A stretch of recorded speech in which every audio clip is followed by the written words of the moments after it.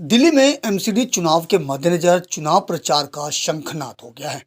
सभी प्रत्याशी अब जनता के बीच उतरने की तैयारी में जुट गए हैं। इस बीच आरोप प्रत्यारोप का दौर भी तेज हो गया है। आरोप प्रत्यारोप की इसी राजनीति में बीजेपी विधायक ने दिल्ली की केजरीवाल सरकार पर जमकर निशाना साधा है।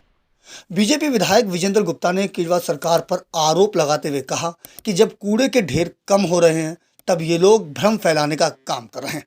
साथ ही उन्होंने कहा कि इस निगम के चुनाव में जनता के बीच केजरीवाल सरकार को प्रदूषण के मुद्दे पर जरूर जवाब देना पड़ेगा।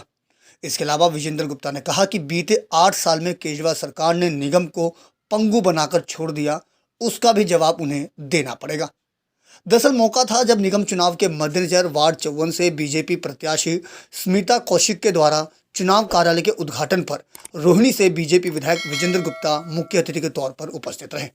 इस दौरान अन्य भाजपा कार्यकर्ता और समर्थक भी मौजूद रहे।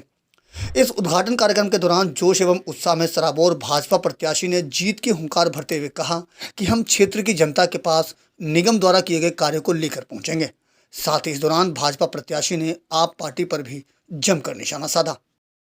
ऐलान हो चुका है और विजय का भी आगाज आज हमारे कार्यालय के उद्घाटन पर जो उत्साह यहाँ पर आए हुए सभी लोगों में था क्षेत्र के और हमारे कार्यकर्ताओं में, वो दर्शाता है कि एक ऐसी नींव चुनाव में रखी जा चुकी है जिस पर एक बुलंद इमारत खड़ी होने वाली है, सेवा।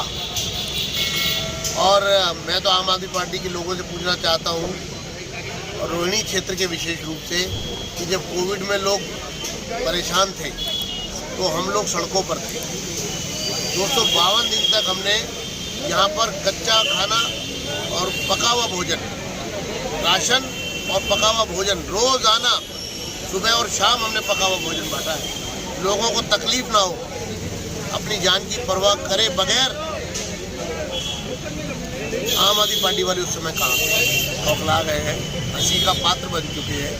क्योंकि जब दिल्ली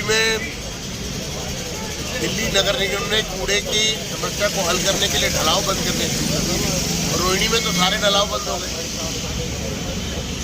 और जब घर घर से कूड़ा लेने का प्रोग्राम चालू हो गया और जो SLF पर से को कम करने के लिए, हटाने के लिए काम चल रहा है, तब वो झूठ फैला रहे हैं।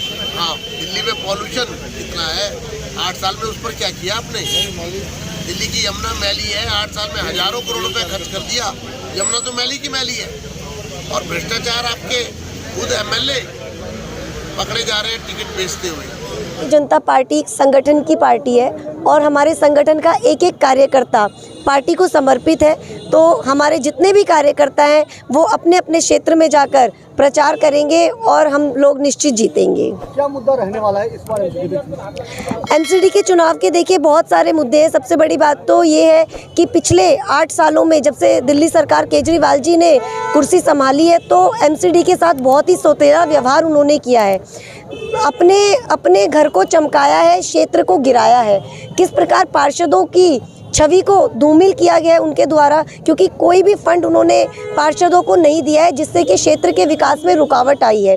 लेकिन अब हमारे लिए एक बहुत ही एक स्वर्णिम अवसर आया है, जो कि अब हमारी एमसीडी 1 हो गई है और एमसीडी केंद्र के अधीन आ गई है। तो अब क्षेत्र का विकास निश्चित है, क्योंकि मोदी जी का नारा ही है सबका साथ सबका विकास। तो अब क्षेत्र का विकास बिल्कुल निश्चित है।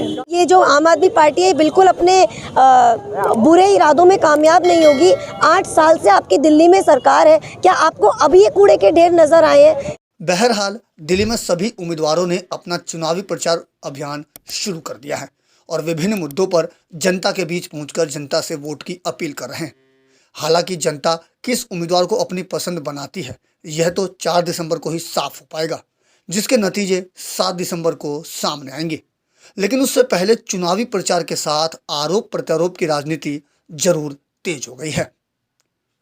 दिल्ली से अपने सहयोगी दीपक ठाकुर के साथ अजीत कुमार की रिपोर्ट, हम वतन टीवी।